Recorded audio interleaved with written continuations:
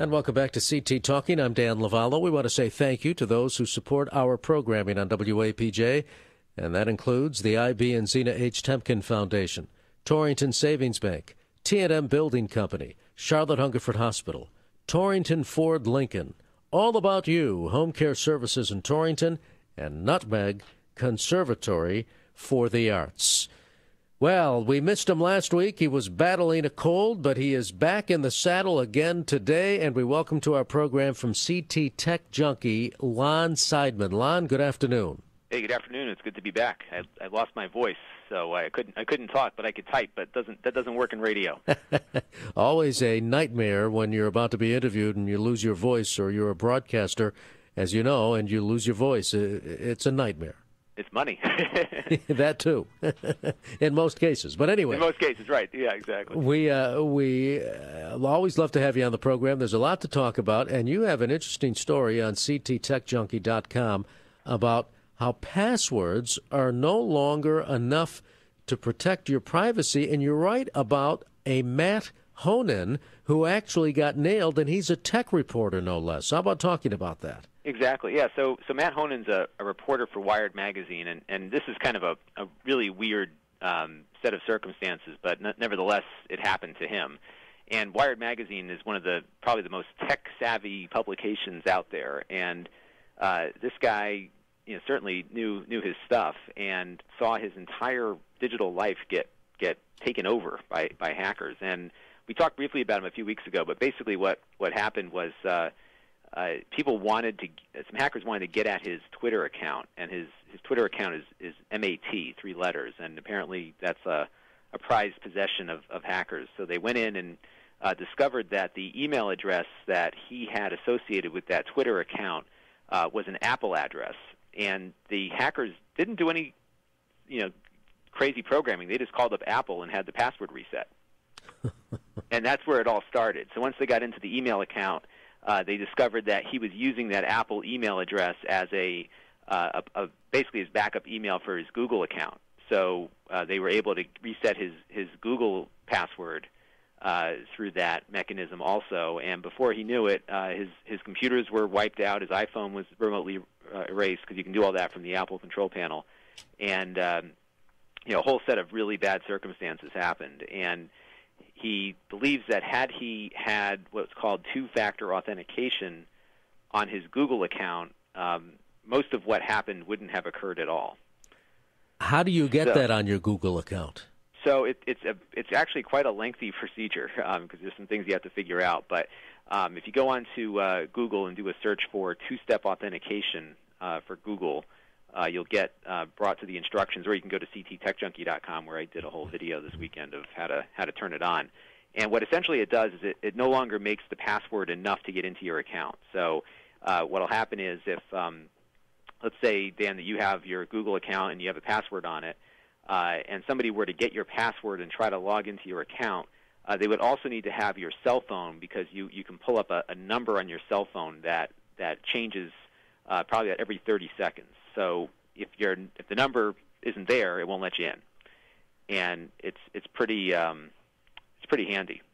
And Google does prompt you on occasion to take advantage of this, does it not?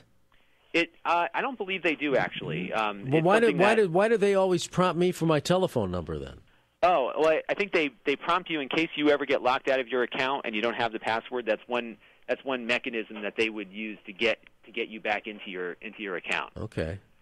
So what will happen is, let's say you lost your password, rather than emailing you to some secondary email address, they will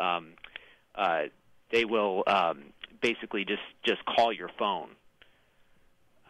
So that's how they do that. Mm-hmm. Okay. So there is a difference then. There is this process, what you're saying, in order to go through to get this authenticated. Yeah, exactly. So it's something you actually have to turn on and get this going, because what will happen is every time you log in, unless you, and there's a whole bunch of stuff that you got to kind of study up on before you turn this on, just so you understand how it works. But unless you declare your computer as a safe computer, it will always ask for that number off the phone, and they can text that to you, or you can run a little app. That'll give you that stuff also. And what's cool is that the app is called Google Authenticator, And that same process is now being applied to other online services like Dropbox, which is another place where you certainly don't want to have your information exposed. And LastPass, which is a password manager that I'm going to do a profile about in the coming weeks, that is another great tool for securing yourself. And, when you think about it, too, just having a single password protecting all of our personal information is kind of scary. And even scarier when you think about the fact that we communicate with people all the time. So they're sharing with us personal information that, we sort of have an obligation to protect. There's now insurance policies to cover against, personal information of others being exposed, and I think it's one of those things where you want to have, yourself really safe online, and one of the best ways to do it is just to turn on one of these two-factor authentication systems. And when you do it with Google, there is a few other things that you have to consider because, if you lose your phone, you need to make sure you have all their backup plans in place so that you're not totally inconvenienced waiting for them to validate your identity. And you also want to make sure that all of the apps you're using that you go in and set up one-time application passwords so that you can get in with your iPhone and your iPad and other devices too.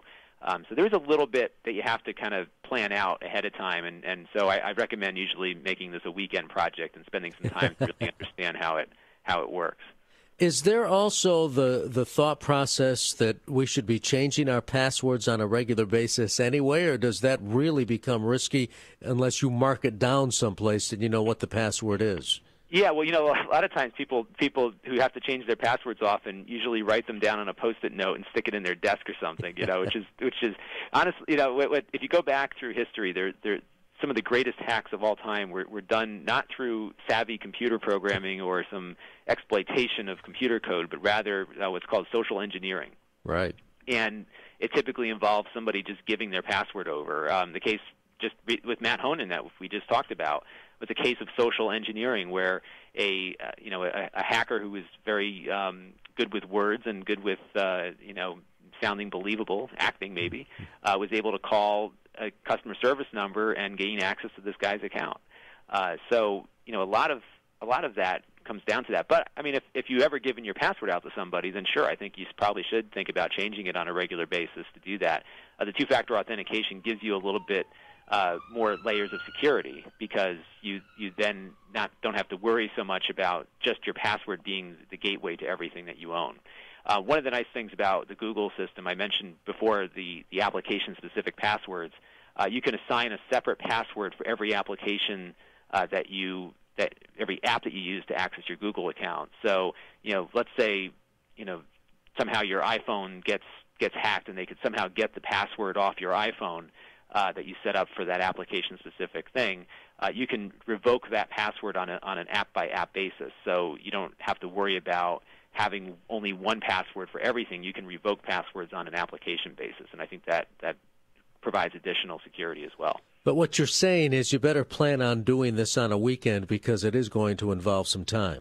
Yeah, because you certainly want to make sure you have time to test all your stuff out, because the last thing you want to do is be, on your way to something and all of a sudden you realize you didn't set up your iPhone and you can't get directions to your next meeting or something. So, yeah, you want to spend some time. Watch the video I made. Google has a video, too, from their engineers that walk people through the process, and it's something you really want to look at. Because, part of the problem that I've seen, Yahoo Mail, I mean, how many emails do we get a month now from, people that we know whose accounts have been compromised, urging us to click on something, and the second you click on it, your Yahoo account gets hosed. And Yahoo has been among the worst for this kind of stuff. And I can't tell you how many people. I mean, every week I have somebody I know get hacked and sending me malicious links that from essentially what's a hacking script. These are just automated things that go out and do this kind of stuff. So I think it's important probably to look at another email provider if you're on Yahoo or AT&T, just because I'm just not confident their security is up to par. Really? Yeah, and it's not like there's anything inherently insecure about it. It's just that they seem to be more susceptible to these attacks than others. Hotmail too has been a problem. So Google has been a bit more secure. Mainly because they've been better at filtering out some of these phishing. This is through a process called phishing, where you get that email that looks legitimate and you click on it and type your password in. Google has been better about filtering out those phishing emails so that people don't get them in the first place. But that's also a form of social engineering too, right? I mean, those are emails that look legitimate. They're coming to you, and all of a sudden you're clicking on it and giving away the farm without even knowing it. And you just think about how much we can store in these email accounts. I've got 8 years of communication in my Gmail account, right. and I don't want to put that at risk. And I don't want to delete it either because there's useful archival material there. There you go. Yeah. Now, how complicated is it to archive that material on a disk? It's not. Well, I guess it is kind of complicated now because there's really no way to target certain parts of the Gmail account to download. And as an example, I think I've got about 17 or 18 gigabytes in my Google account now.